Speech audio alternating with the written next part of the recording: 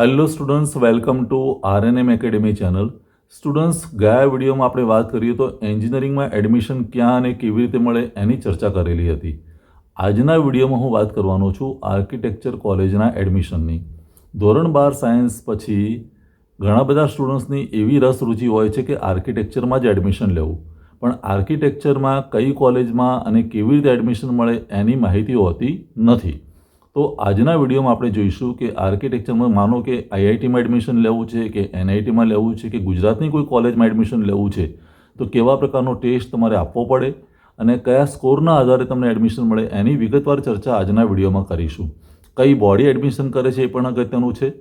અને જો આજનો વિડીયો અને જૂના વિડીયો પણ આપને ગમતા હોય તો ચેનલને લાઇક, શેર અને સબસ્ક્રાઈબ જરૂરથી કરશો. સાથે સાથે આપને કોઈ મૂંઝવણ હોય, કોઈ ક્વેરી હોય તો એને માટે મેં એક વોટ્સઅપ ગ્રુપ બનાવેલું છે. વોટ્સઅપ ગ્રુપની લિંક હું ડિસ્ક્રિપ્શન બોક્સમાં આપી દઉં છું. એ લિંક પર ક્લિક કરવાથી તમે વોટ્સઅપ ગ્રુપમાં જોડાઈ શકશો અને કોઈ મૂંઝવણ હોય તો મારા પર્સનલ વોટ્સઅપ નંબર પર તમે એની ક્વેરી લખી શકો છો, જેનો જવાબ હું વિડીયો મારફતે આપીશ. સાથે સાથે કોઈ કોમેન્ટ સેક્શનમાં પણ ક્વેશ્ચન લખશે તો એનો પણ જવાબ જરૂરથી મળશે.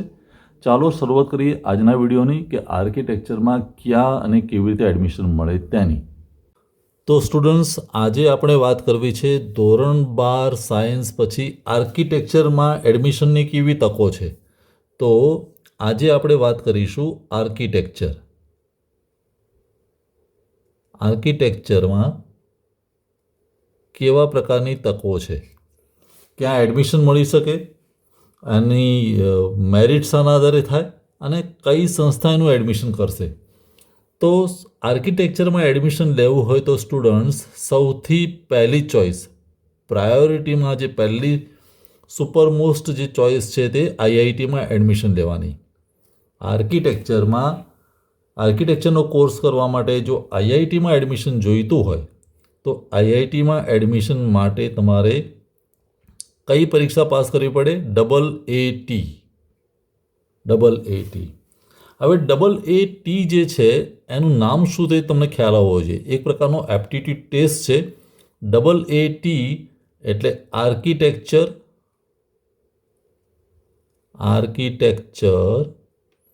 Aptitude test.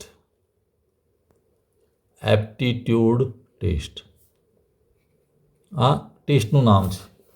એટલે તમે જો AATનો ટેસ્ટ પાસ કરો તો એના આધારે મેરિટ બને અને એ મેરિટના આધારે એડમિશન કરનારી જે બોડી છે એ છે JOSAA, JOSAA, joint seat allocation authority. JOSAA જે સંસ્થા જે છે, આપણે ગઈકાલના વિડીયોમાં પણ વાત કરેલી, જોઈન્ટ સીટ એલોકેશન ઓથોરિટી એનું એડમિશન કરે. હવે AAT આર્કિટેક્ચર એપ્ટિટ્યૂડ ટેસ્ટની પ્રીરિક્વિઝિટ શું છે કે આ તમને ત્યારે જ આપવા મળે જો તમે જેઈઈ એડવાન્સ ક્લિયર કરી હોય, જેઈઈ એડવાન્સ પરીક્ષા પાસ કરી હોય, ક્વોલિફાય થયા હોય તો તમને AATમાં બેસવા મળે. હવે AAT એપ્ટિટ્યૂડ જે ટેસ્ટ છે એ બહુ સરસ મજાનો ટેસ્ટ છે. એમાં સ્ટુડન્ટની અલગ અલગ સ્કિલની પરખ થાય.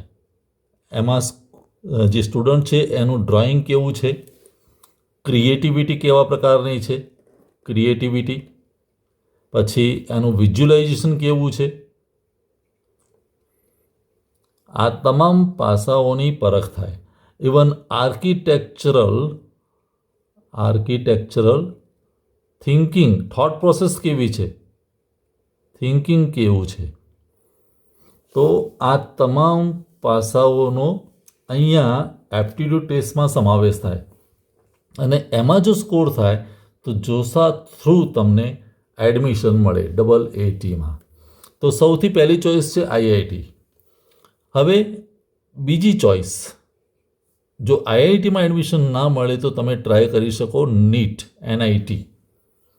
અને એનઆઈટીમાં એડમિશન જોઈતું હોય તો તમારે પાસ કરવી પડે, શાના આધારે મેરિટ બને? JEE main. અને કયું? પેપર 2 તમે પાસ કર્યું હોય તો એમાં પણ એડમિશન કરનારી બોડી જે છે તે જોસા છે. હવે ઘણીવાર સવાલ થાય જેઈ મેઇન પેપર 2 તમે આપેલું હોવું જોઈએ. આપણને ખબર છે કે જેઈ મેઇનમાં 2 પેપર, એટલે એક પેપર 1 જો તમે આપો ક્લિયર કરો તો એનાથી એન્જિનિયરિંગમાં એડમિશન થાય. Paper 1 it is applicable for engineering admission, એનાથી તમને એન્જિનિયરિંગમાં એડમિશન મળે. અને પેપર 2 હોય it is for architecture and planning, એટલે બી આર્કિટેક્ચરનો કોર્સ થઈ શકાય અથવા બીટેક ઇન પ્લાનિંગ તમે એડમિશન લઈ શકો. પેપર 2 એટલે પેપર 2 કહેવું તો પેપર 2 2 ભાગમાં વહેંચાય. પેપર 2 જે છે એ કાં તો પેપર 2A અને પેપર 2B. 2A જે છે એમાં તમને બી આર્કિટેક્ચરમાં એડમિશન મળે, બેચલર ઇન આર્કિટેક્ચર, અને એમાં જે ટેસ્ટ છે એમાં મેથ્સ આવે, એપ્ટિટ્યૂડ ટેસ્ટ આવે, એપ્ટિટ્યૂડ ટેસ્ટ સાથે એને ડ્રોઈંગ ટેસ્ટ આવે, ડ્રોઈંગ ટેસ્ટ, અને એના આધારે you can take the admission in B architecture, B arch. Paper 2B તમે જો ક્લિયર કર્યું હોય તો એનો કોર્સ સિલેબસ જે છે એ જ છે મેથ્સ છે, પછી એપ્ટિટ્યૂડ ટેસ્ટ હોય એનો સમાવેશ થયેલો હોય ટેસ્ટમાં, એપ્ટિટ્યૂડ, અને થોડાક પ્લાનિંગ બેઝડ ક્વેશ્ચન હોય, પ્લાનિંગ બેઝડ ક્વેશ્ચન, અને એના આધારે તમને એડમિશન શામાં મળે? B Tech in planning. એટલે જો આર્કિટેક્ચર કરવું હોય તો 2A ટેસ્ટ ક્લિયર કરવો પડે, બેચલર ઇન પ્લાનિંગ કરવું હોય તો 2B નામનો ટેસ્ટ ક્લિયર કરવો પડે. આ થઈ NITની વાત. પહેલું છે તે IIT અને બીજા નંબરમાં NIT, જ્યાં પેપર 2 તમારું ક્લિયર હોવું જોઈએ. સ્ટુડન્ટ્સ માની લો કે તમારું આર્કિટેક્ચર કરવું છે પણ IITમાં પણ મેળ પડતો નથી, NITમાં પણ મેળ પડતો નથી, તો એક ઓપ્શન છે GFTI, government funded technical institute, અને એમાં પણ શાના આધારે મેરિટ થાય? JEE મેઇનની એક્ઝામિનેશન, JEE મેઇન, અને again it is a paper 2, અને એનું એડમિશન પણ કોણ હેન્ડલ કરે? જોશા. તો GFTIમાં પણ તમે એડમિશન લઈ શકો JEE મેઇન પેપર 2ના આધારે. GFTIમાં પણ જો મેળ ન પડે એડમિશનમાં અને આર્કિટેક્ચર કરવું જ છે, તો હવે ગુજરાતની અંદર જ્યારે વાત કરીએ ત્યારે તમારી પાસે 2 ઓપ્શન છે, ગવર્મેન્ટ કોલેજ અને કાં તો પછી SFI, સેલ્ફ ફાઇનાન્સ ઇન્સ્ટિટ્યૂટ.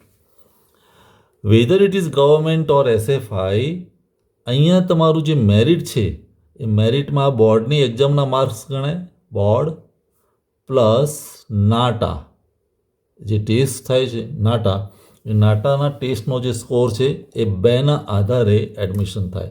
અને એડમિશન કરનાર બોડી જે છે તે ACPC.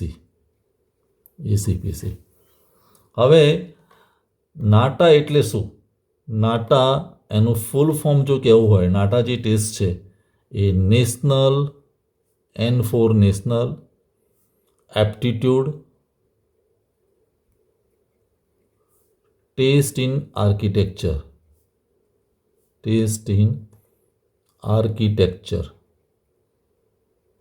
નાટા means national aptitude test in architecture. બહુ ફેમસ ટેસ્ટ છે. એ ટેસ્ટ તમારે આપવો પડે, ત્યાં તમારી એબિલિટીને એની પરખ થાય, બોર્ડની એક્ઝામના માર્ક્સ, અને એના આધારે ACPC આમાં એડમિશન કરે. ACPC એનું પણ તમને ફૂલ ફોર્મ ખબર હોવી જોઈએ. ACPC means admission committee four professional courses,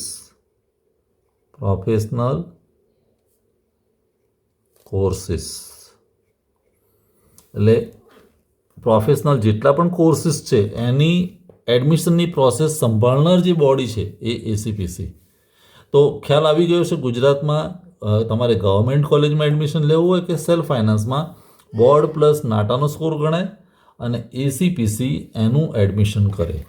આ એક વાત થઈ. તે ઉપરાંત એક સ્કોપ છે તમારી પાસે, એ છે સેપ્ટ, CEPT. સેપ્ટ એટલે centre for environment planning and technology. તો સેપ્ટ થ્રુ તમે આર્કિટેક્ચરનો કોર્સ ભણી શકો. અને સેપ્ટ માટે પણ શું બેઝમાં લેવામાં આવે? બોર્ડ પ્લસ નાટા, અને એના થ્રુ તમે સેપ્ટમાં પણ એડમિશન લઈ શકો. બોર્ડ અને નાટાની એક્ઝામ. કહેવાનું તાત્પર્ય કે નાટાની એક્ઝામ તમારે આપવી પડે. તો આટલા સ્કોપ્સ છે આર્કિટેક્ચરનો કોર્સ કરવા માટે તમારી પાસે. સૌથી બેસ્ટ સ્કોપ છે આઈઆઈટીમાં મેળ ના પડે તો એનઆઈટી પછી GFTI, નહીંતર પછી ગુજરાતમાં આવેલી ગવર્મેન્ટ કોલેજ અથવા તો સેલ્ફ ફાઇનાન્સ કોલેજ, અને એની સાથે તમારે નાટાની એક્ઝામ ક્લિયર કરેલી હોવી જોઈએ. તો આઈ હોપ બીજા બધા કોર્સીસની ચર્ચા નેક્સ્ટ વિડીયોમાં કરીશું, પણ આર્કિટેક્ચરને સંદર્ભમાં તમારા ફંડામેન્ટલ્સ ક્લિયર થયા હશે. કઈ કોલેજ માટે શું લાયકાત જોઈએ અને કોણ બોડી જે છે એ એનું એડમિશન કરે છે, ટેસ્ટમાં કેવા પ્રકારની એબિલિટી ચેક થાય એ પણ તમને ખ્યાલ આવ્યો હશે. તો મળીશું નેક્સ્ટ વિડીયોમાં. Thank you for watching. Thank you very much.